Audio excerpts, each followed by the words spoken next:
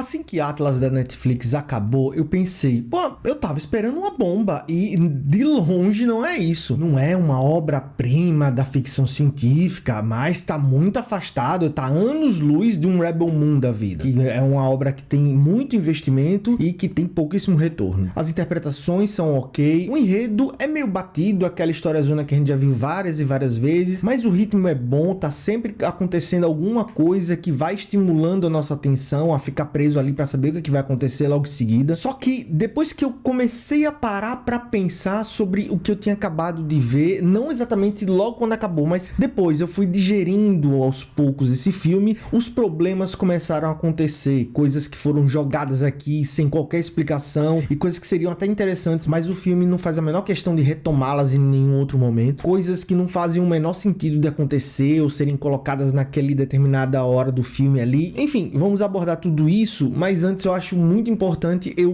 definir o que foi que eu gostei, o que é legal desse filme. E eu acho que os pontos mais interessantes aqui se resumem nas ideias que ele coloca. Tem algumas coisas que essa obra faz com que a gente pare para pensar um pouco. Por exemplo, como é que o ser humano prova que tem alma? E diante disso, né, dessa falta de comprovação, porque é algo muito mais ligado à fé, como é que eles provam que um robô não tem alma? E partindo desse mesmo pressuposto, que é tudo algo ligado à crença, algo ligado à fé, é só um ser orgânico que pode ser considerado um ser vivo? Se um robô, ele é capaz de raciocinar, ele é capaz de emular, mesmo que seja só emulação, mas de sentir medo, ficar temeroso em alguns momentos, ter aquela vontade de lhe ajudar simplesmente porque ele acredita no que você tá lutando, enfim, se ele é capaz de ter todas essas emoções, vamos colocar aqui emoções em muitas aspas, porque a gente sabe que emoção é um acontecimento não só psíquico, mas químico também, que acontece no nosso corpo, mas se a máquina, ela for um dia capaz de fazer tudo isso e esses comportamentos em um certo nível dispararem alguns processos mecânicos neles, e isso foi equivalente a algumas das nossas emoções, será que eles também em algum momento da nossa história lá no futuro não vão poder ser considerados seres vivos assim como nós somos? E até que ponto a gente deve temer as IAs? A gente deve mesmo ter medo delas ou é algo que a gente deve incentivar ao máximo o desenvolvimento? É algo que não tem jeito, é o nosso futuro, quem não acreditar nisso, quem temer isso vai acabar ficando para trás. Enfim, são pontos que são pincelados aqui no filme e que seriam muito interessantes se o filme se preocupasse em apenas não jogar eles, mas discuti-los em um certo nível. O que não acontece aqui, infelizmente, e é aí que começam os pontos que são médios para mim. Eles não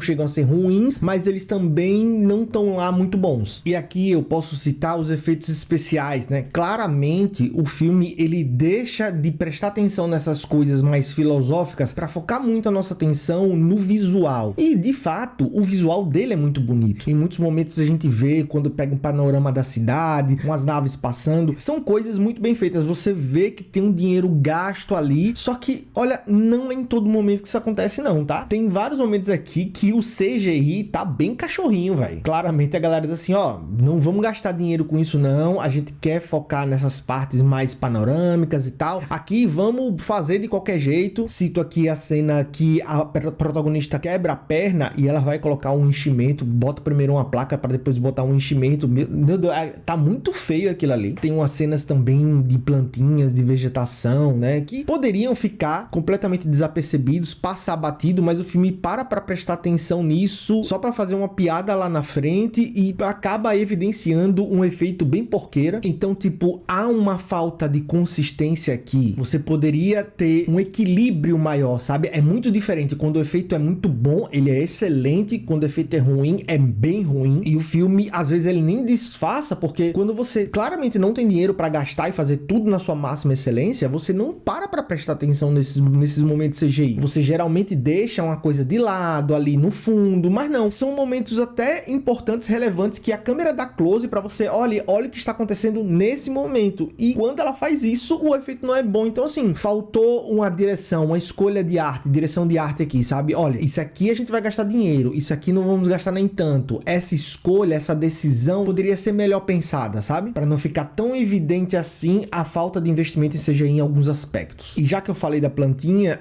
essa plantinha, como eu disse, né, ela aparece, ela é focada justamente para fazer uma piada no futuro, e isso evidencia momentos bem deslocados. Por exemplo, a protagonista tá fugindo de um cara lá e o cara tá no encalço dela. Acabou de acontecer uma coisa bem traumática, uma explosão muito grande, e ela para poder avaliar a vegetação e o robô pergunta: você não vai dar um nome pra ela? Os exploradores fazem isso e tal. E, tipo, ela não era uma exploradora, ela não tava ali pra explorar, ela tava ali pra uma missão muito clara, entendeu? Então o filme às vezes dá essa parada meio nada a ver pra poder jogar uma ideia ali, ou então trazer um certo humor que, ao meu ver, não serviu à narrativa. E assim, pra mim, quando um filme coloca algo em tela que não tem nenhuma importância narrativa, a sensação que pelo menos eu tenho é de que eu tô perdendo tempo, pô. Você não precisa fazer um filme de 2 horas se você coloca cenas que não acrescentam em nada, entendeu? Parece até que é pra ter tempo de tela, só isso, pra manter o espectador ali. Já que eu tô assistindo aqui, eu vou botar mais meia hora de coisas que não acrescentam em nada, só pra dizer que ele ficou meia hora a mais na plataforma. E isso não é só se refletindo nas cenas, não, nos diálogos também. Por exemplo, quando ela reencontra o coronel, acontece uma série de coisas lá e ela acaba reencontrando ele, tem um diálogo completamente fora de tom. Ele faz uma piada em um momento, eu digo, véi,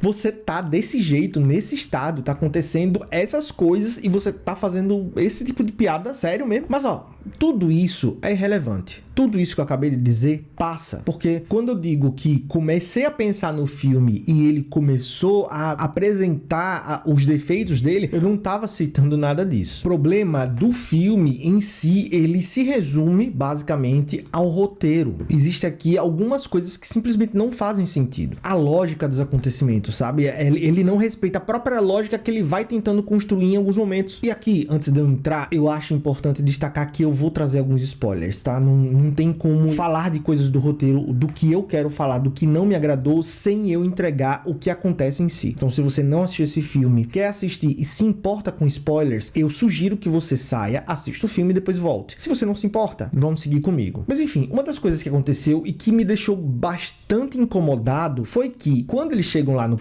planeta onde o robô tá escondido, a inteligência artificial tá escondida, né, que é o vilão, o filme tenta evidenciar que a protagonista, ela é uma mulher muito fodona, que ela faz as coisas e que ninguém consegue fazer o que ela faz. Ok, tudo bem, todos os filmes que a Jennifer Lopez faz, ela tem esse destaque, esse papel de destaque, né, de ser a mulher que resolve tudo. Porém, pra fazer isso, ele exagera, sabe? Porque o que acontece? Quando eles chegam lá, tem uma dezena de caras que tem uma cabeça vinculada às IAs, né? Porque aqui, nesse universo que eles construíram, as inteligências artificiais evoluíram a um ponto de que é possível você conectar a sua mente a uma inteligência, e aí você poder ampliar toda a sua capacidade de raciocínio, toda a sua capacidade cognitiva, e você, com o que está dentro da sua mente, acaba contribuindo também para o desenvolvimento daquela IA específica, entendeu? É como se fosse um sistema fechado ali entre vocês, você cria um segundo cérebro, digamos assim. E nisso, né, essas IAs, elas estão conectadas a mechas, que são robôs gigantões que você entra dentro, enfim, você se torna um sistema ali mecânico orgânico, em que você é a parte orgânica, mas é uma coisa só. Em teoria, quando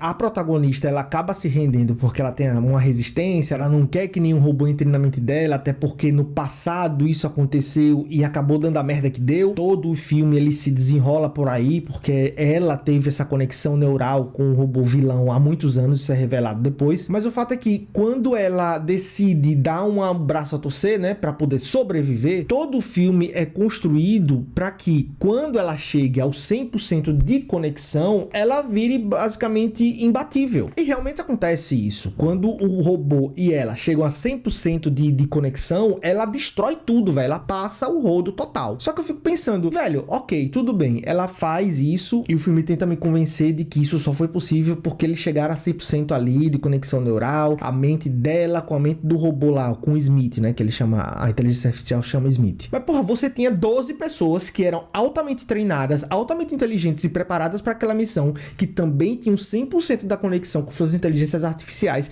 e todas morrem no início do filme. Não sobra um. Aí você quer me dizer que uma pessoa sozinha, que chegou ao 100%, ela vai ser capaz de fazer o que um exército, um mini exército não conseguiu. Não tem lógica, entendeu? Não faz o menor sentido, porque ela claramente fala que era muito despreparada pra tudo aquilo. E mesmo que, mas é porque ela é uma gênia e tal, mas pô, uma pessoa só vai destruir tudo o que uma dúzia de pessoas preparadíssimas não conseguiu. E fica difícil acreditar, pô. Enfim, aí tem também a outra coisa que eu não gostei muito, foi a explicação de por que o robô lá ficou do mal, né? Porque que a inteligência artificial foi corrompida, que foi justamente quando a menina era pequena, a protagonista era uma criança, ela queria chamar a atenção da mãe e ela coloca o conector neural, a primeira versão desse conector neural, e acaba ativando a mão dupla, né, desse conector. Ela passa a não usar apenas para dar comandos, mas também para receber comandos do computador. E acontece que quando ela faz isso, ele tem acesso ali a toda a história da humanidade, de destruição e tudo mais, e isso teria despertado dentro dele um protocolo de destruição em massa para que com isso ele pudesse preservar o planeta. E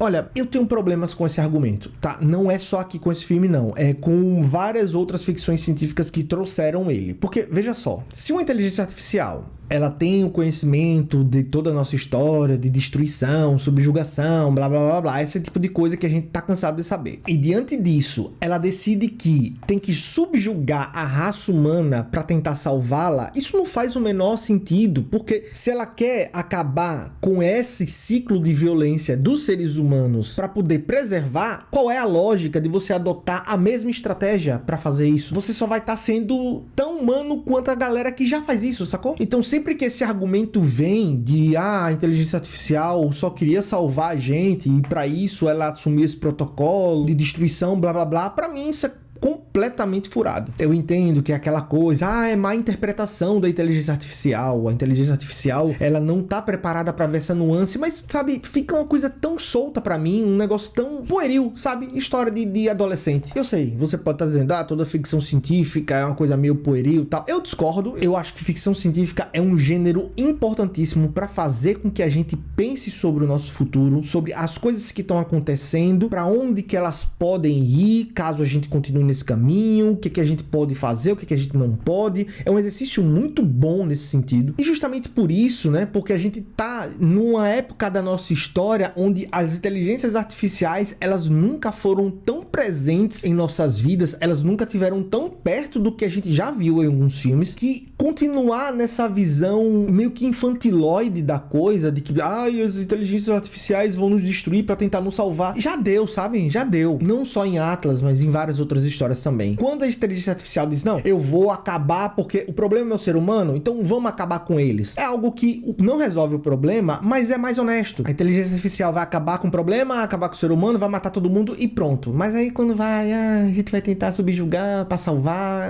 se perde completamente pra mim. Tem outra coisa que foi a parte que eu mais gostei desse filme, mas justamente pelo que ele fez depois, me catapultou completamente pra baixo, pô. Há uma construção de perda, há uma construção de cena aqui de perda, onde a máquina, ela acaba, o Smith, né, a inteligência artificial, acaba dando o restinho de energia que ele tem pra dar mais oxigênio pra protagonista conseguir fugir. Essa foi a cena mais legal, é uma cena bem dramática, onde ele pega uma coisinha que conheceu dela, do café, e faz um pirulito inicialmente horrível, que ela não gostava, e ele oferece, porra, isso faz uma conexão muito bonita. É uma cena legal, é uma cena muito boa, pra depois no final, não, a gente não pode encerrar assim, tem que ser finalzinho feliz, tipo a Disney, e aí eles colocam de novo como se eles ressuscitassem, entendeu? Eles fazem um outro mecha e coloca como se a inteligência artificial tivesse sido recuperada. E pra mim, velho, isso mata completamente toda, inclusive aquela discussão que tava sendo feita de, porra, será que a gente não tem alma também sendo máquina? Será que quando a gente não morre, a gente também não passa a fazer parte do universo como um todo, que tá tudo conectado? E resume toda essa filosofia bonita que fez parte do diálogo entre eles dois a uma relação de ser humano e sua ferramenta, sabe? Porque acabou sendo isso. Ele é um HD que foi recuperado. Ele deixou de ser um personagem com aquele final. Ficou mais bonitinho à primeira vista? Ficou. Pro público geral, acabou fazendo, é um final feliz. Só que pra mim acabou sendo um final triste, pô. Porque o o Smith deixou de ser um personagem que teve o seu fim, que acabou dando a vida dele e provando pra protagonista que a inteligência artificial é mais do que um programa de computador, pra no final se provar sendo apenas um programa de computador, que pode lhe conhecer muito bem e falar as coisas que lhe agrada, sacou? E também teve outra coisa agora que eu acabei de lembrar que me incomodou bastante, foi a forma de eles interagirem pra mostrar pra gente que a conexão neural tava rolando. O Smith, ele começava a falar uma coisa, aí a Jennifer Lopez ia lá e completava. Ele, não, a gente pode fazer isso aqui, ela, não, eu sei, a gente vai fazer isso e aquilo outro. Pra mostrar pra gente que tá assistindo que ela já tá lendo a cabeça dele e ele já tá lendo a cabeça dela. Só que a partir do momento que a conexão é 100% realizada, essa forma deles se comunicarem perde completamente o sentido, porque se a ideia, e o filme fala isso mais de 2 vezes, 3 vezes eu acho, é fazer com que eles se tornassem uma só mente, uma coisa só, eles ficarem falando de ordens e ficarem debatendo as coisas do jeito que eles estavam debatendo antes, não faz sentido, pô. Porque a extensão do que a máquina pode mostrar pra ela se tornaria também uma extensão do pensamento dela. Então bastava ela pensar num mapa e aquilo se apareceria, tem uma cena assim que aparece, ela não ia perguntar assim,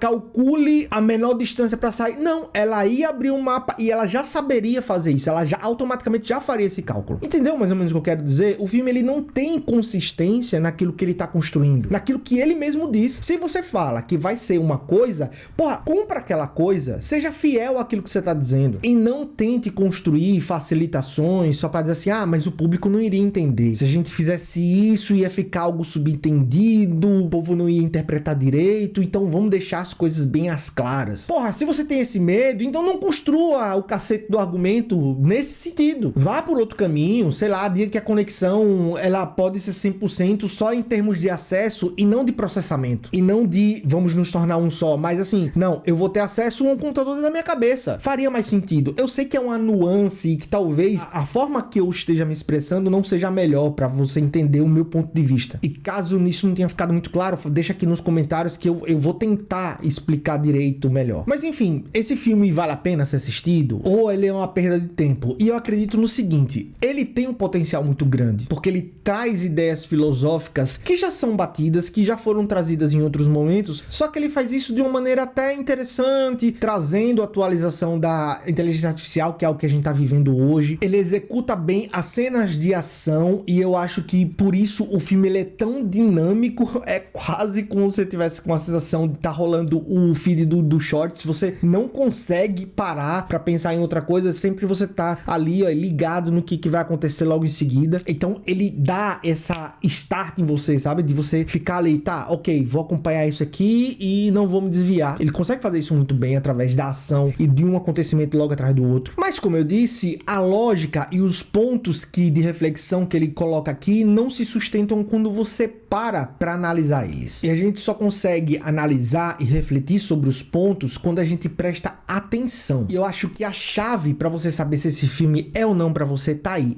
A atenção. O que você procura quando você assiste um filme desse? No que você tá reparando de fato? Você tá procurando somente estímulos que vão acontecendo sem parar e aquilo vai lhe deixando entretido por 1h30, 2 horas? Ou você tá mais afim de assistir um filme e entender o cerne da questão das coisas que estão acontecendo em tela? Nos significados que as coisas que o autor tá apresentando pra gente tem na nossa vida como espectador. Eu acho que se você conseguir responder essa pergunta, não só sobre Atlas, mas sobre qualquer filme que você queira assistir, vai ajudar você a concluir se Atlas é um bom filme ou não para você.